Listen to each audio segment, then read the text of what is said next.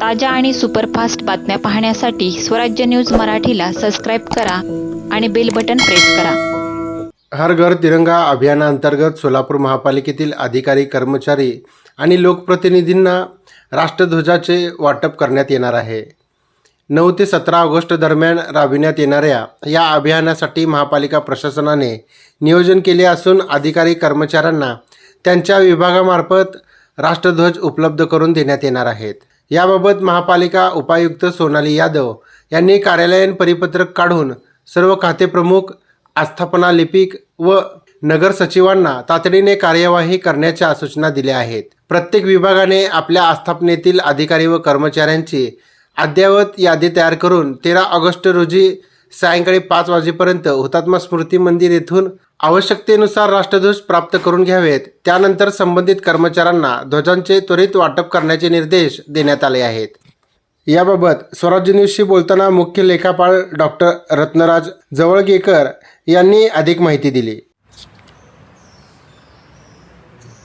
नमस्कार.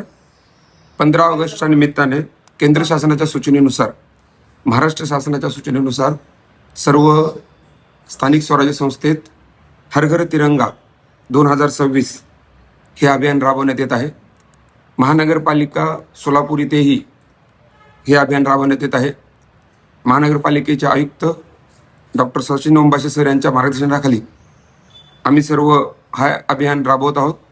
त्यामध्ये प्रामुख्याने उद्या आम्ही 9 ते 17 ऑगस्ट राबवण्याबाबत शासनाच्या सूचना आहेत. 9 ऑगस्टपासून आमच्या शाळा स्तरावर वेगवेगळे कार्यक्रम राबवण्यात येत आहेत. त्यामध्ये प्रभात फेऱ्या काढणे, रांगोळीच्या स्पर्धा घेणे, काही रोषणाई करणे, या गोष्टी शाळा स्तरावर होत आहेत. आम्ही प्रशासनाच्या स्तरावर पण काही गोष्टी करत आहोत. त्यामध्ये प्रामुख्याने उद्या आम्ही तिरंगा रॅली, सायकल रॅली आणि तिरंगा वॉक रॅलीचं आयोजन करण्यात आलं आहे. सकाळी 6 वाजल्या सुरू होणार आहे ती सायकल रॅली आणि वॉक रॅली, आणि इंद्रभवनपासून सुरू होऊन ती बाबासाहेब आंबेडकर चौक, रामलाल चौक, नवी वेस्ट पोलीस चौकी, छत्रपती शिवाजी महाराज चौक, लकी चौक, 4 पुतळा मार्ग असं करत करत परत इंद्रभवनमध्येच ती समाप्त होणार आहे. तसेच तिरंगा रंगाची रोषणाई आम्ही आमच्या महानगरपालिकेच्या बिल्डिंगवर करत आहोत. तसेच सेल्फी पॉईंट आम्ही 4 निर्माण केलेले आहेत. तिथे तिरंग्याबरोबर सेल्फी घेण्यासाठी सर्व कर्मचाऱ्यांना आणि सर्व नागरिकांना आम्ही आव्हान करतो की तिथे येऊन सेल्फी पॉईंट काढावा, म्हणजे सेल्फी घ्यावी आपली तिरंगासोबत.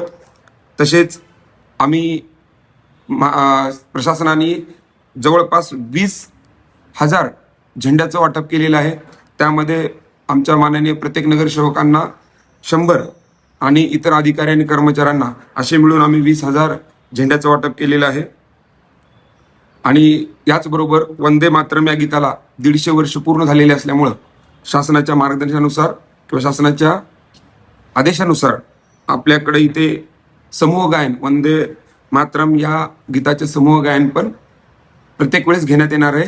उद्याही आम्ही सायकल रॅली सुरू करण्याच्या अगोदर वंदे मातरम या गायनाचं सामूहिक गायन करणार आहोत आणि समाप्तीच्या वेळेसही ते गायन करणार आहोत.